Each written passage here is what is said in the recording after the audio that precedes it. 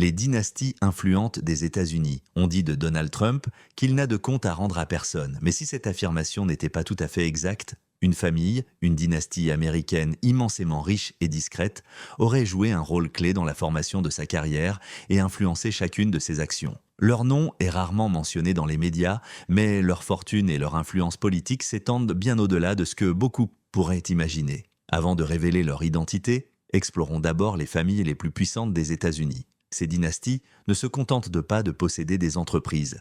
Elles détiennent un pouvoir, un réseau de relations et parfois une emprise directe sur des décideurs politiques. Commençons par une dynastie bâtie sur des produits d'entretien, des secrets bien gardés et une influence mondiale. Numéro 15, la famille S.A. Johnson. Tout commence à Racine, dans le Wisconsin, en 1886, avec une modeste entreprise de cire. De là naît un empire des produits de consommation, S.C. Johnson & Son, aujourd'hui l'un des noms les plus fiables au monde. Des marques comme Windex, Glade, Raid ou Ziploc font partie intégrante du quotidien des Américains. Pourtant, si leurs produits sont universellement connus, la famille qui se trouve derrière reste largement méconnue. Avec une fortune estimée à plus de 38 milliards de dollars, les Johnson maintiennent un contrôle total sur leur empire, une rareté dans un monde où les entreprises familiales cèdent souvent à la pression des marchés publics. Cette décision ne relève pas seulement d'une volonté de contrôle, mais d'un choix stratégique de préserver un pouvoir centralisé, discret et à l'abri des regards extérieurs. H.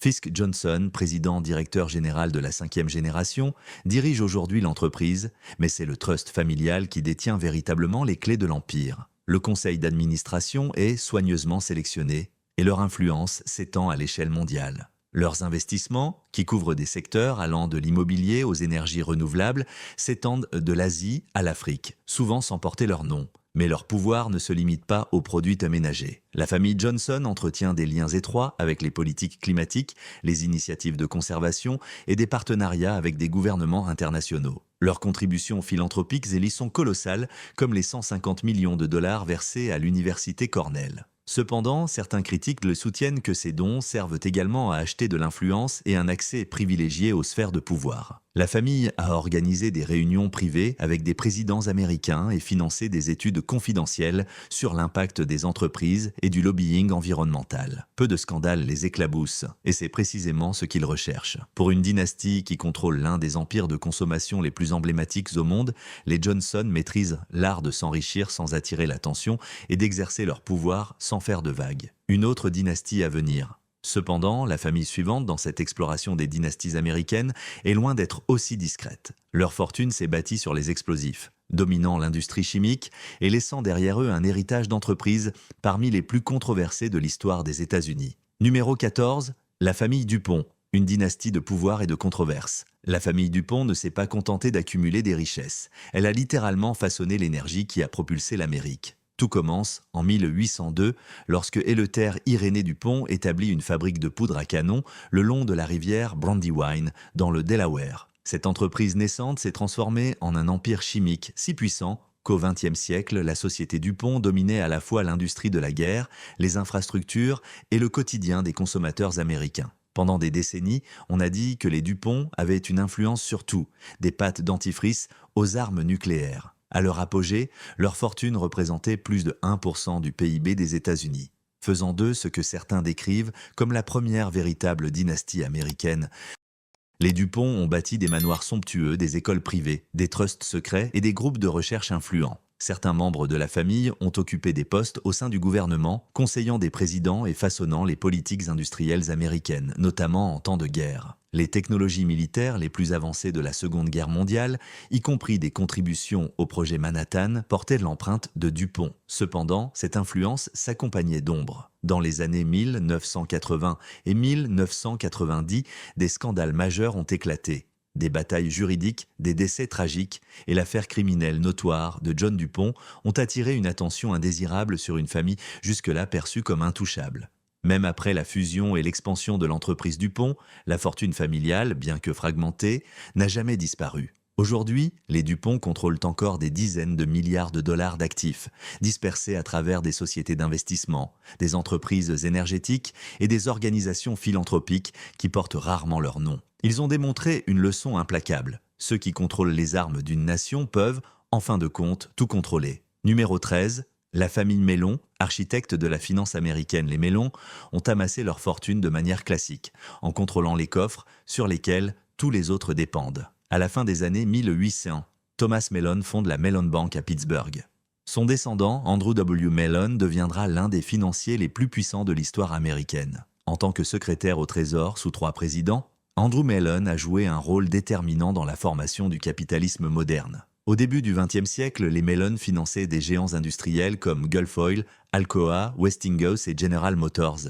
Grâce à un réseau de banques, de trusts privés et de sociétés holding, ils ont discrètement pris le contrôle de secteurs clés de l'industrie américaine. À un moment donné, leur influence représentait près de 20% de la production industrielle des États-Unis, une prouesse dissimulée derrière une image publique discrète. Leur pouvoir ne se limitait pas à l'économie. Il était aussi politique. Grand donateur du Parti républicain, architecte de politique fiscale et soutien discret de campagnes de lobbying, les Mellon ont œuvré pour protéger leurs richesses et promouvoir une finance dérégulée. L'université Carnegie Mellon, aujourd'hui un pilier mondial de la technologie, doit en grande partie son essor au financement et au contrôle du conseil d'administration des Mellon. Bien que la famille soit aujourd'hui plus dispersée, son influence perdure. Leurs sociétés d'investissement gèrent des milliards de dollars et maintiennent des liens étroits avec des think tanks conservateurs, des lobbies énergétiques et des institutions bancaires. Les Mellon n'ont pas seulement créé de la richesse, ils ont construit le terrain de jeu sur lequel elle prospère.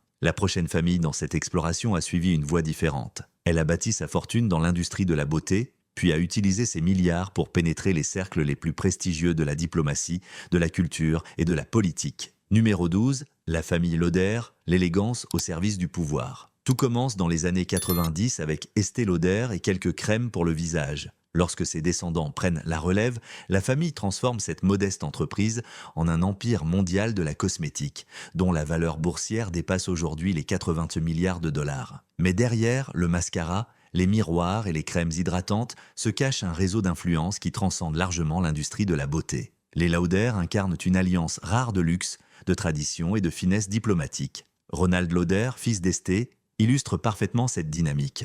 Ambassadeur des États-Unis en Autriche sous la présidence de Reagan, il est devenu l'une des voix les plus influentes dans les affaires juives internationales. Son réseau inclut des premiers ministres, des présidents et des PDG tissés sous le couvert de la philanthropie et de la diplomatie. L'entreprise familiale possède plus de 25 marques prestigieuses telles que MAC, Clinique, Tom Ford Beauty, Jo Malone et Aveda. Mais l'histoire véritable réside dans l'usage que les Lauder font de leur fortune.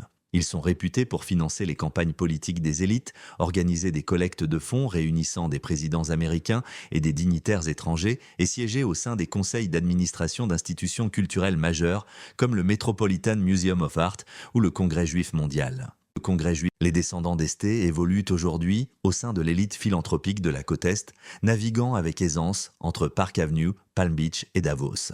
Leur fortune n'est pas colossale au point d'éclipser toutes les autres, mais leur pouvoir n'a pas besoin de l'être. Il s'exprime à travers des changements de politique, des accords dans le monde de l'art et des cercles où se prennent les décisions mondiales cruciales. Numéro 11, la famille Bush, l'empire de la bière. Peu de noms résonnent aussi fort en Amérique que Budweiser et aucune famille n'est davantage associée à cette icône que la dynastie Bush. Leur histoire débute au milieu du XIXe siècle, lorsque Adolphus Bush transforme la bière d'un produit local en un symbole national. Au siècle suivant, la famille fait d'Anheuser-Busch la plus grande entreprise brassicole des États-Unis, avec une présence dans presque tous les réfrigérateurs du pays. Mais derrière les canettes argentées et les publicités du Super Bowl se dresse un empire familial intimement lié au pouvoir, à la politique et aux luttes personnelles. Lorsque Auguste Bush III prend les rênes à la fin des années 1970, la fortune familiale s'élève à plusieurs milliards de dollars. Il dirige l'entreprise avec une discipline quasi militaire, cultivant une image de marque irréprochable et une domination incontestée du marché. Anheuser-Busch ne se contente pas de vendre de la bière. Elle façonne la culture américaine, achète les droits de naming pour des stades, finance des campagnes politiques et influence des domaines allant des lois sur la publicité aux subventions agricoles. Cependant, cet héritage n'est pas exempt de turbulences. Les querelles internes, les tragédies et les scandales ont constamment menacé la réputation de la famille. Le coup le plus retentissant survient en 2008 lorsque Anheuser-Busch est vendu au groupe belge InBev pour 52 milliards de dollars, mettant fin à plus de 150 ans de contrôle familial. Pour certains, cette vente représente une perte de fierté nationale. Pour d'autres, elle reflète la décision calculée d'une famille sécurisant sa richesse. Aujourd'hui, les Bush mènent une vie fastueuse entre domaines, jets privés et haras. Ils ne sont plus seulement des magnates de la bière. Leur attention s'est tournée vers l'immobilier, les investissements privés et l'influence politique, particulièrement dans le Missouri et le Midwest, où leur nom ouvre encore toutes les portes. Une autre dynastie à venir, la famille suivante a tenté une entreprise encore plus audacieuse. Elle s'est lancée dans une quête pour contrôler le marché de l'argent, frôlant l'effondrement de l'économie mondiale dans cette aventure. Numéro 10, la famille Hunt, l'audace du pétrole et de l'argent. Le pétrole n'est pas seulement une industrie, c'est un héritage. Et aucune famille n'a incarné cet héritage avec autant d'éclat que les Hunt. Sous la direction de Herschel Hunt, un ancien joueur de poker devenu magnate du pétrole dans les années 30, la famille a bâti l'une des fortunes privées les plus colossales de l'histoire des États-Unis, estimée à plus de 16 milliards de dollars à son apogée. Mais ce n'est pas uniquement le pétrole qui a forgé leur notoriété. À la fin des années 1970, deux des fils de Herschel, Nelson Bunker Hunt et William Herbert Hunt, ont orchestré un plan qui a marqué l'histoire financière. Leur ambition était audacieuse, ils ont commencé à acheter de l'argent sur le marché libre, de manière discrète mais massive, jusqu'à contrôler près d'un tiers de l'offre mondiale. Le prix de l'argent s'est envolé, plaçant les frères Hunt à la tête de milliards de dollars et semant la panique dans le monde financier. Mais leur triomphe fut de courte durée. En 1980, le gouvernement américain a modifié les règles de la marge sur les marchés, provoquant l'effondrement du marché de l'argent en une seule nuit. Cet événement, connu sous le nom de « Jeudi de l'argent », a coûté aux Hunt plus d'1 milliard de dollars en quelques jours, déclenchant enquêtes, poursuites judiciaires et liquidations forcées. Leur ambition a failli briser le marché. Pourtant, l'histoire des Hunt ne s'arrête pas là. Malgré ce scandale, la famille a conservé une fortune considérable, diversifiant ses activités dans le pétrole, l'immobilier, l'élevage et le capital investissement. Aujourd'hui, Ray Hunt, l'un des fils de Herschel, gère un empire de plusieurs milliards de dollars et entretient des relations étroites avec les décideurs du Parti républicain et les lobbies énergétiques à Washington. Les Hunt n'ont pas seulement joué le jeu du pétrole, ils ont tenté de plier l'économie mondiale à leur volonté. Numéro 9. La famille Pritzker, l'art de la discrétion et du pouvoir. Originaire de Chicago, la dynastie Pritzker, d'ascendance juive américaine, a construit sa réputation à travers le groupe hôtelier Hyatt, fondé dans les années 50 par Jay Pritzker. Mais cette chaîne d'hôtels n'était qu'un point de départ. En coulisses, la famille a tissé un réseau complexe de trusts, de sociétés holding et d'investissements privés, protégeant leur fortune des impôts et des regards indiscrets. À leur apogée, les Pritzker géraient plus de 30 milliards de dollars à travers des dizaines d'entités. Leur richesse n'est pas ostentatoire. Elle est gérée avec intelligence, discrétion et une efficacité redoutable. Mais la fortune n'est qu'une facette de leur stratégie. Les Pritzker sont profondément impliqués dans la politique démocrate. Penny Pritzker a servi comme secrétaire au commerce sous la présidence d'Obama, tout en étant l'une des principales contributrices à ses campagnes. J.B. Pritzker, un autre héritier, est actuellement gouverneur de l'Illinois, exerçant un pouvoir politique direct dans l'un des États pivots des États-Unis. La famille est également reconnue pour ses dons massifs aux universités, hôpitaux et institutions culturelles, avec leurs noms gravés sur des bâtiments à travers le pays. Derrière cette philanthropie se cache une compréhension aiguë de l'influence. Leur argent façonne les politiques, l'éducation et la culture, tout en élargissant leur portée. Les Pritzker ne courent pas après les projecteurs. Ils écrivent le scénario. La famille suivante, quant à elle, a réécrit les règles mêmes de l'argent politique, bâtissant un empire non seulement pour prospérer, mais pour remodeler le paysage politique américain depuis l'ombre. Numéro 8, la famille Koch, architecte de la politique conservatrice. S'il existe une famille qui a redéfini le pouvoir conservateur moderne aux États-Unis, c'est bien la dynastie Koch. Leur nom ne figure pas toujours sur les bulletins de vote, mais leur fortune a façonné les candidats élus, leurs programmes et les politiques élaborées à huis clos. Tout commence avec Fred C. Koch, qui a bâti sa fortune dans les années 30 grâce à des innovations dans le raffinage pétrolier. Cependant, ce sont ses fils, Charles et David Koch, qui ont transformé Koch Industries en un titan industriel. Aujourd'hui, Koch Industries est l'une des plus grandes entreprises privées au monde, générant plus de 125 milliards de dollars de revenus annuels dans des secteurs aussi variés que l'énergie, la chimie, l'élevage, les produits papetiers, la finance et l'analyse de données. Le véritable pouvoir des Koch réside dans l'usage stratégique de leurs richesses. Au cours des 4 dernières décennies, ils ont injecté des centaines de millions de dollars dans des organisations politiques, des think tanks, des super PAC et des campagnes de lobbying. Ils ont joué un rôle clé dans la création et le financement de groupes comme Americans for Prosperity, influençant les politiques fiscales, les réglementations environnementales, les droits syndicaux et les lois sur la santé. Leur réseau de financement, souvent surnommé l'Octopus Koch, est l'une des machines politiques les plus efficaces de l'histoire moderne des États-Unis. Pourtant, ils ont opéré dans l'ombre, préférant exercer leur influence à travers des canaux discrets plutôt que sous les feux des projecteurs. Même après le décès de David Koch en 2019, Charles Koch continue de diriger l'entreprise et son héritage politique avec une main de fer. Surnommés faiseurs de rois, perturbateurs ou même marionnettistes, les Koch ne se contentent pas de participer aux jeux politiques. Ils en ont redéfini les règles numéro 7. La famille Walton, les géants du commerce de détail. La famille Walton est incontestablement la plus riche d'Amérique et leur fortune repose sur un seul nom, Walmart. À partir d'un modeste magasin discount ouvert à Bentonville, dans l'Arkansas en 1962, Sam Walton a créé ce qui est aujourd'hui le plus grand détaillant au monde. Son idée était simple, vendre plus à moindre coût. Ses enfants ont transformé cette vision en une machine à richesse intergénérationnelle. Aujourd'hui, la fortune des Walton s'élève à environ 250 milliards de dollars, une somme supérieure à la richesse combinée des 40% des Américains les moins aisés. Ils engrangent des millions de dollars chaque heure grâce aux seuls dividendes de Walmart.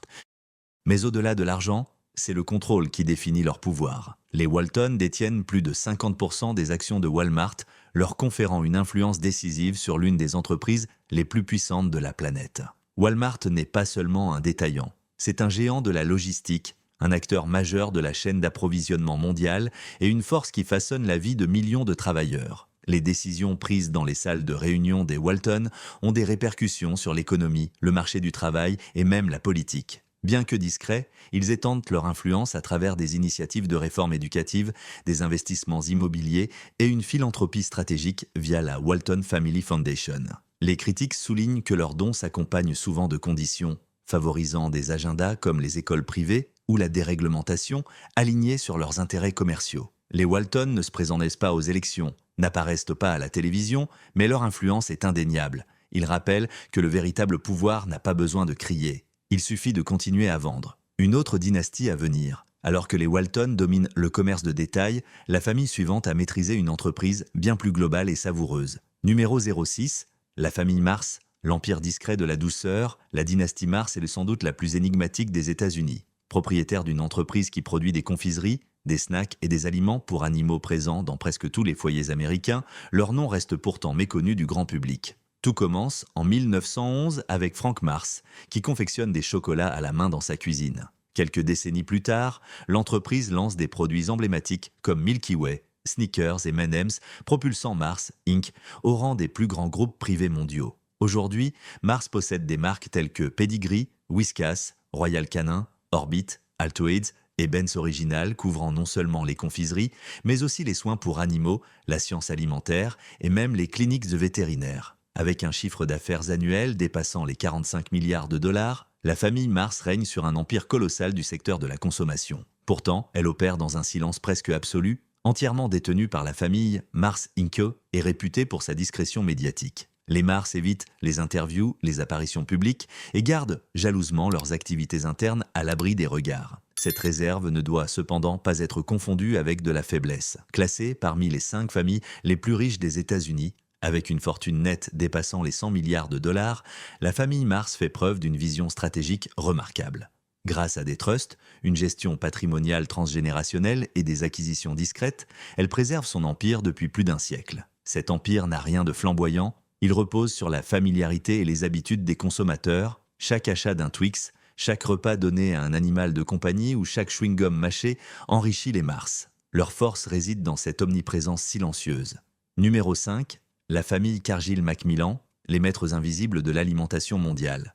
Si la richesse se mesurait par la discrétion, la famille Cargill-Macmillan serait incontestablement au sommet. Propriétaire de Cargill Inc., la plus grande entreprise privée des États-Unis, cette dynastie domine l'industrie agroalimentaire mondiale, nourrissant plus d'un quart de la population globale. Bien que leur nom soit rarement évoqué par le grand public, les Cargill-Macmillan opèrent dans l'ombre du commerce international, façonnant discrètement l'approvisionnement alimentaire, les marchés de matières premières et le commerce mondial. Fondé en 1865 à partir d'un simple entrepôt de céréales dans l'Iowa, Cargill est devenu un géant qui traite aujourd'hui du maïs, du blé, du soja, du bœuf, du chocolat, de l'acier et même de la gestion des risques. Avec un chiffre d'affaires annuel dépassant les 165 milliards de dollars, supérieur au PIB de nombreux pays, Cargill reste détenu à 88% par environ 100 héritiers des lignées Cargill et Macmillan. Cette famille ne se contente pas de posséder une partie de la chaîne d'approvisionnement. Elle était la chaîne elle-même.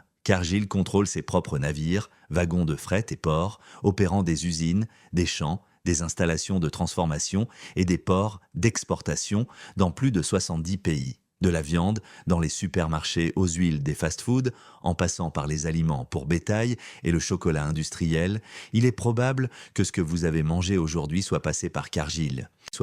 Leur pouvoir est presque impossible à tracer. Ils refusent en les interviews, évitent les galas ostentatoires et ne se présentent jamais aux élections. Leur richesse, transmise à travers des générations, est protégée par des trusts, des pare-feux juridiques et une culture d'entreprise axée sur la confidentialité. Les critiques dénoncent leur influence sur les prix alimentaires, les politiques commerciales et même la déforestation, mais les Cargill-Macmillan ne répondent jamais publiquement. Ils n'en ont pas besoin. Leur puissance se mesure non pas dans les gros titres, mais dans les chaînes d'approvisionnement mondiales.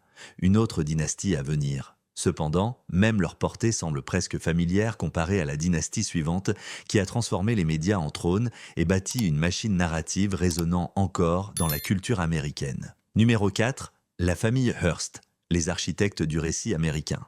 La famille Hearst n'a pas seulement accumulé une fortune, elle a érigé un empire à partir de l'information elle-même. Tout commence avec William Randolph Hearst, le magnate de la presse qui a pratiquement inventé le journalisme sensationnaliste. Au début du XXe siècle, il contrôlait près de 30 journaux, 13 magazines, des stations de radio et des sociétés cinématographiques, tous dévoués à promouvoir sa vision de l'histoire américaine. Aujourd'hui, la famille Hearst reste à la tête de Hearst Communications, un conglomérat médiatique détenant des participations dans des entités aussi variées qu'ESPN, A&E ou des magazines prestigieux comme Cosmopolitan, Elle, Harper's Bazaar et Men's Health. Leur empire s'étend également aux sociétés de marketing numérique, aux plateformes d'information sur la santé et aux outils de données financières influençant tout, des tendances publicitaires au système de paiement hospitalier. L'influence des Hearst est vaste, subtile et profondément ancrée dans des industries bien au-delà de la presse écrite. Ce qui les rend véritablement redoutables, c'est leur capacité à conjuguer héritage et adaptabilité. Leur entreprise est structurée de manière à ce que la famille conserve le pouvoir via un trust, tandis que des dirigeants externes gèrent les opérations quotidiennes. Ce modèle hybride leur permet d'étendre leur portée tout en préservant l'intégrité de leur nom à chaque décision. Avec une fortune estimée à plus de 25 milliards de dollars, répartie sur plusieurs générations, de nombreux héritiers Hearst mènent une vie dédiée à l'art, à la philanthropie et à la mode. Mais en coulisses, ils continuèrent de siéger dans des instances qui façonnent l'actualité, la culture et le commerce. Leurs décisions influencent ce que les gens lisent, regardent et croient. Il ne s'agit pas seulement de médias, mais de contrôler le récit lui-même. Bien que les Hearst ne dominent plus les gros titres, comme à l'époque des journaux à scandale, ils continuent de déterminer quels titres seront écrits. Numéro 3, la famille Rothschild, les pionniers de la finance mondiale. Les Rothschild incarnent le symbole originel de la richesse et de la discrétion à l'échelle mondiale. Émergeant au XVIIIe siècle sous l'égide de Mayer Amschel Rothschild à Francfort, ils ont construit un empire bancaire s'étendant à Londres, Paris, Vienne et Naples, influençant les finances européennes et finançant des gouvernements entiers en temps de guerre. Au XIXe siècle, ils étaient la famille la plus riche du monde, façonnant la finance internationale à travers les obligations gouvernementales, les réserves d'or et un réseau de banques privées. Aujourd'hui, bien que leurs activités modernes soient dispersées parmi de nombreux descendants, les Rothschild contrôlent toujours Rothschild & Co., l'une des firmes de conseil financier les plus influentes au monde, conseillant gouvernements, multinationales et milliardaires sur les fusions, acquisitions et la gestion d'actifs nationaux. Malgré des siècles d'influence, les Rothschild demeurent largement invisibles aux yeux du public, ce qui alimente des rumeurs persistantes et des théories du complot sur leur pouvoir. Les critiques affirment que leur influence financière touche tout, des banques centrales aux groupes de politique internationale, bien que la plupart des Rothschild contemporains se concentrent sur la banque privée, la production de vin et la philanthropie. Pourtant, l'idée d'une famille capable de fixer les taux d'intérêt et de financer des guerres par des lettres manuscrites n'est pas entièrement mythique. À une époque, leur richesse surpassait celle de certains empires. Aujourd'hui, Leur fortune, estimée à plusieurs centaines de milliards de dollars, est dissimulée dans des trusts, des actifs personnels et des entités offshore. Les Rothschild ont défini le modèle de la discrétion dynastique. Des accords conclus dans des salles de réunion confidentielles, des transferts de patrimoine entre générations et une mémoire institutionnelle s'étendant sur des siècles. Leur pouvoir n'a pas besoin de clameur, il a été forgé avant l'ère des médias modernes et perdure précisément parce qu'il reste dans l'ombre. Une autre dynastie à venir. Cependant, même leur envergure mondiale pâlit face à l'audace politique des deux dernières de famille de cette liste. Numéro 02, la dynastie Rockefeller, du pétrole au pouvoir mondial. La famille Rockefeller, architecte d'une influence mondiale. Au début du XXe siècle, un nom dominait l'industrie américaine, Rockefeller. John D. Rockefeller, patriarche de la famille, n'a pas seulement amassé une fortune. Il est devenu l'homme le plus riche de l'histoire moderne avec une richesse estimée, ajustée à l'inflation, à plus de 400 milliards de dollars actuels. Sa Standard Oil contrôlait à son apogée plus de 90% de la production et de la distribution pétrolière des États-Unis. Ce contrôle n'était pas seulement économique, il était structurel, politique et mondial. Lorsque le gouvernement américain démantela Standard Oil en 1911 sous les lois anti-monopole, les fragments de cet empire, ExxonMobil, Chevron et ConocoPhillips, parmi les plus grandes compagnies pétrolières actuelles, ne firent qu'accroître la richesse des Rockefeller. Loin de s'estomper, l'influence de la famille s'est discrètement transformée. Les Rockefeller sont passés de magnates du pétrole à courtiers du pouvoir mondial. Ils ont bâti un empire de fondations philanthropiques, d'organisations à but non lucratif, d'instruments d'investissement et de trusts privés. La fondation Rockefeller, créée en 1913, est devenue l'une des institutions caritatives les plus influentes au monde, façonnant les politiques en matière d'éducation, de santé publique et d'aide internationale. Elle a financé des initiatives majeures comme la Révolution verte, qui a transformé l'agriculture mondiale et a contribué à la création de l'Organisation mondiale de la santé. En parallèle, les Rockefeller ont acquis des centaines de milliers d'hectares de propriétés immobilières de prestige à travers les États-Unis, de New York à Hawaï. Ils ont conçu et financé l'emblématique Rockefeller Center à Manhattan, qui demeure l'un des complexes commerciaux les plus prestigieux du pays et possède des stations de ski, des ranchs et des terres protégées générant des revenus via des droits de conservation. La famille s'est également profondément investie dans la finance. La Chase Manhattan Bank, autrefois dirigée par David Rockefeller, a fusionné pour devenir JP Morgan Chase, l'une des institutions bancaires les plus puissantes au monde. Jusqu'à son décès en 2017, David Rockefeller était considéré comme le dernier véritable titan financier américain, partageant des dîners avec des chefs d'État, conseillant des présidents et siégeant au cœur d'instances élitistes comme la Commission trilatérale et le groupe Bilderberg. Pendant des décennies, les Rockefeller ont soigneusement évité les scandales publics, se positionnant comme des intellectuels, des philanthropes et des résolveurs de problèmes discrets. Cependant, leurs institutions ont été accusées d'influencer les politiques mondiales sous couvert de philanthropie, et leurs liens avec des organisations comme le Council on Foreign Relations, souvent perçu comme un moteur de l'élitisme politique, suscitent des critiques. Aujourd'hui, la famille est moins centralisée, sa richesse dispersée parmi des centaines de descendants. Leur fortune, estimée entre 11 et 20 milliards de dollars, est éclipsée par leur contrôle qui dépasse la simple valeur monétaire. Ils n'ont pas besoin de titres. Leurs universités, leurs politiques énergétiques globales et des générations entières de décideurs façonnés par leurs idées témoignent de leur influence. Les Rockefeller ont écrit le manuel de la transformation d'une richesse colossale en pouvoir mondial. Une autre dynastie à venir. Pourtant, même eux n'ont jamais directement propulsé un président au pouvoir. Ce rôle revient à une autre famille qui ne s'est pas contentée de financer la politique mais aurait, dit-on, installé un président à la Maison-Blanche numéro 1. La dynastie Mercer, architecte de la manipulation politique, la famille Mercer, les stratèges de la manipulation politique. Alors que certaines dynasties héritent d'un pouvoir forgé sur des générations, les Mercer ont construit le leur comme une arme, rapide, acérée et d'une efficacité redoutable. Contrairement aux Rockefeller ou aux Walton, ils n'ont pas bâti leur fortune sur des empires de consommation ou des portefeuilles immobiliers. Ils n'ont pas non plus utilisé leur richesse pour financer des hôpitaux, des bibliothèques ou des universités, Les Mercer ont choisi une voie bien plus explosive. Remodeler le paysage politique américain à leur image. À la tête de cette dynastie discrète se trouve Robert Mercer, ancien scientifique en informatique et co-dirigeant de Renaissance Technologies. Un fonds spéculatif si secret et performant qu'il est considéré comme la référence absolue en matière d'investissement quantitatif. Robert Mercer n'est pas seulement riche, il est riche d'algorithmes. Pionnier des modèles de trading prédictifs, il a généré des rendements à 2 chiffres année après année, transformant les données en profit avec une précision presque chirurgicale. Cette approche froide et analytique s'est rapidement étendue à la sphère politique. Dès le début des années 2000, Robert et sa fille Rebecca Mercer ont investi dans des causes que peu de milliardaires osent soutenir. Des mouvements anti-establishment, des médias d'extrême droite et des analyses psychologiques. Leur ascension a coïncidé avec la montée du populisme aux États-Unis. Mais les Mercer n'ont pas simplement surfé sur cette vague, ils en ont fabriqué la planche. Ils ont été parmi les premiers à financer Breitbart News, une plateforme initialement marginale qui, grâce à leur soutien, est devenue un géant numérique de l'extrême droite. Sous leur influence, Breitbart est passé d'un simple organe conservateur à une arme de guerre culturelle capable d'amplifier les scandales, de discréditer les adversaires politiques et de contrôler les récits plus rapidement que n'importe quel média traditionnel.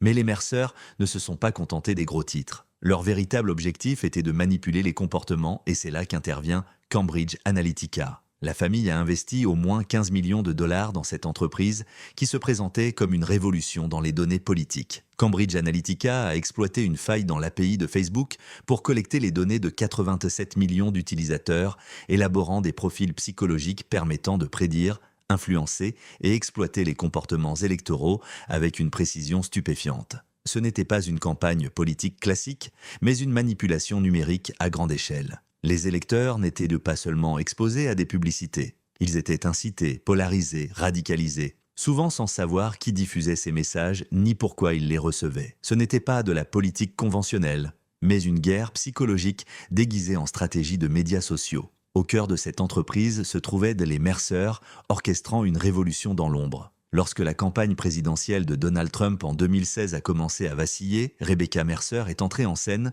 non pas seulement en tant que donatrice, mais comme une véritable courtière du pouvoir. On lui attribue le remplacement de Paul Manafort par Steve Bannon, nommé stratège en chef, et Kellyanne Conway, désignée directrice de campagne, tous deux des alliés de longue date des Mercer. En quelques semaines, le ton de la campagne s'est transformé. D'éparpillé, il est devenu incisif. De réactif, il s'est mué en implacable. Cette stratégie a porté ses fruits.